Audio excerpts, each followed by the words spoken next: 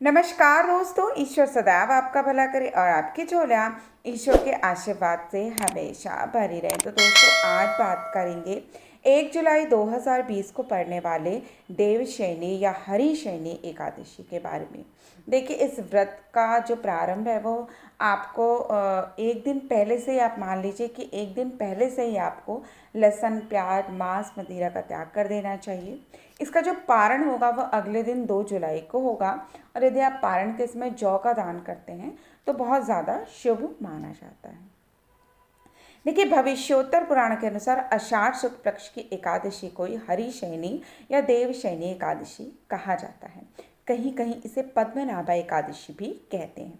इसी दिन से चातुर्मास का आरंभ होता है और इस दिन भगवान श्री हरि विष्णु क्षीर सागर में शयन करते हैं। इसी दिन जगत के पालनहार श्री विष्णु का विधिवत पूजन करके उन्हें शयन कराया जाता है।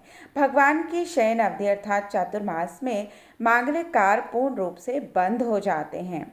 इसके अलावा इसकी एक विशेष कथा भी है देवशयनी एकादशी की, जिसको मैं आपसे बताऊंगी। धार्मिक ग्रंथों में पाया जाता है कि इसी एकादशी की तिथि को शंखासुर नामक दैत्य मारा गया था, जिसके बाद भगवान विष्णु इस दिन से आरंभ करके 4 मास तक क्षीर सागर में शयन करते हैं और कार्तिक शुक्ल एकादशी को जागते हैं।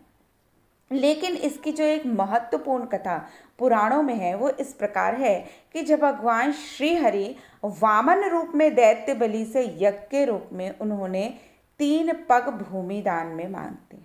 तो पहले पग में तो भगवान समस्त पृथ्वी को नाप लेते हैं, दूसरे पग में संपूर्ण आकाश और पताल को नाप लेते हैं और तीसरे पग में वो पूछते हैं कि राजन, अब तो तुम्हारे पास कुछ भी नहीं बचा, अब मैं अपना यह पैर कहाँ रखूं।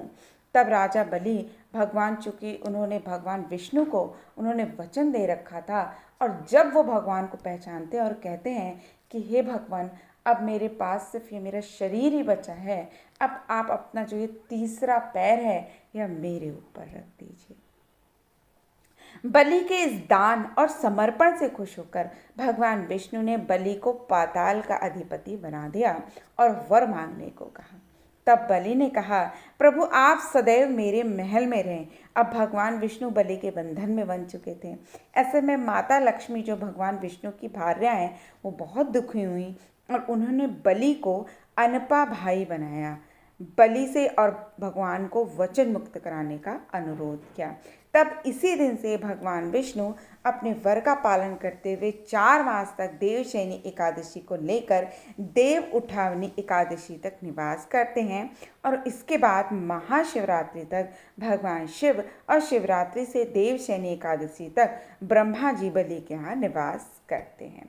तो इस दिन आप कोशिश करें कि प्रातःकाल उठकर साफ सफाई करें, नित्य क्रम से निवृत्त हों, स्नानादि के बाद घर में पवित्र जल का छिड़काव करें, पूजा स्थल पर भगवान श्री हरि अर्थात विष्णु जी की प्रतिमा को स्नानादि कराएं। इसके बाद आप व्रत की कथा को सुनें और उसके बाद आप प्रसाद बांटें, भगवान के नाम का कीर्तन करें और अंत में आप सफ़ेद चादर से ढके हुए बिस्तर पे, तकिए और पलंग पे आपको भगवान विष्णु को शयन कराना है।